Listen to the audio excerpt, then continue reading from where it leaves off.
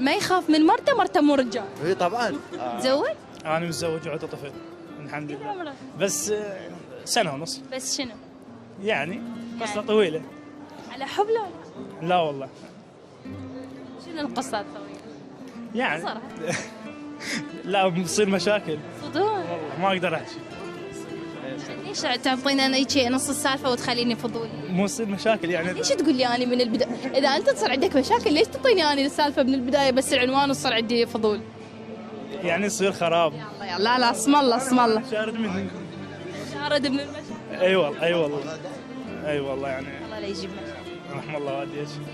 من تصير مشكلة انت شنو تتصرف؟ والله اطلع بسرعه من جيل بغداد. اي اجي يعني ما صار عليك جيل بغداد. كبيره بس ابقى اصير مشكله نوعا ما.